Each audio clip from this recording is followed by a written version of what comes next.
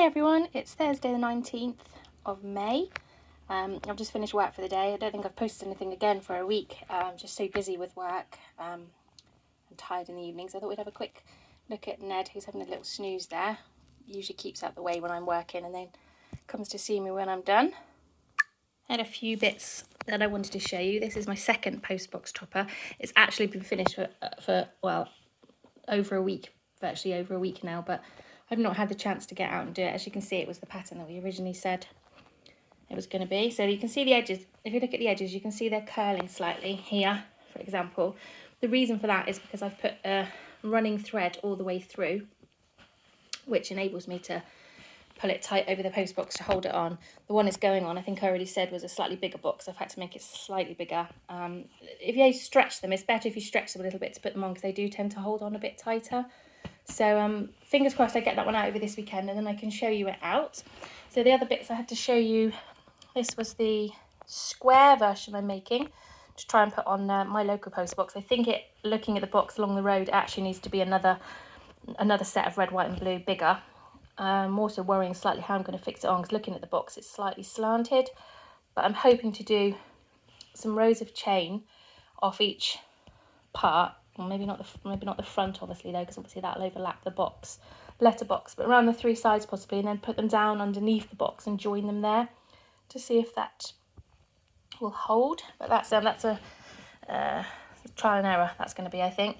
And then the other ones I wanted to show you that I made are these two. So these are Queen and Guard gonks. I've actually made these to sell, as I figured if they go on a postbox topper, they're not going to last very long. I purchased the pattern from Etsy. So that's the lady there whose pattern it is, to give her credit for that. So if you wanted to go on, so she's got loads of lovely patterns, really good prices, really easy to follow, good instructions, good pictures, as you can see. It also gives you like some crocheting techniques on the print off, and lots of pictures to follow. Mine are slightly different. These ones have got, the Queen has got tiny little flowers with spindles coming up and buttons. I tend not to use anything like that, just purely because I would be concerned about small children getting hold of it. The same with the Guard. He's got buttons. So what I've done is I've stitched mine on. As it is, my friend's actually buying these off me to go on her Jubilee table, so I know that they'd be okay. But yeah, I've just done a little couple of threads there. Obviously I didn't have to do, I'm not very good with facial features at all, so this was quite lucky that being a gonk, obviously I didn't have to do her face. But I think she's come out really well. She actually came out bigger than I thought. I'm trying to give you an estimate of size. Here's my hand. So she's quite big, but she freestands, which is great. It did say to put rice or glass nuggets or something in the bottom to weight it. I haven't. I've just stuffed it with stuffing. Again, so I'm always very conscious of should a small person get hold of it and something comes out. The hat's not stuffed. It's just literally stitched on the top of her head underneath, around there. So I'm actually going to... this one's going on the weekend along with the Guard, so I'm going to have a go at one in a different colour. As we know, obviously I've done the green. That's like in the picture there. I think there's a picture of the Queen herself there. And she does wear very bright colours, so I'm hoping to do a yellow one if I get time.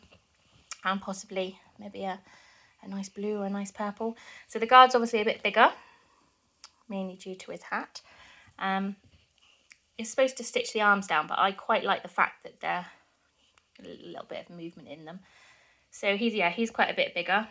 He's got his belt, and then his chin strap's literally just a row of chain sewn onto his hat. So his hat it's said to lightly stuff his hat, because obviously it's going to make him too top heavy. If he's got a really thickly stuffed hat, he's going to be a little bit lopsided. But again, he freestands on a flat surface, so they're both going together to their new home on the weekend, which is great. So yes, so I'll be pressing on with another Queen over the next few days. I've got a few days off again now, so I'll see if I can get a nice, maybe a nice yellow one done, a nice bright yellow. And then that's another pattern I've recently printed off. This was a free pattern from Hobby. I get a lot of free patterns from them.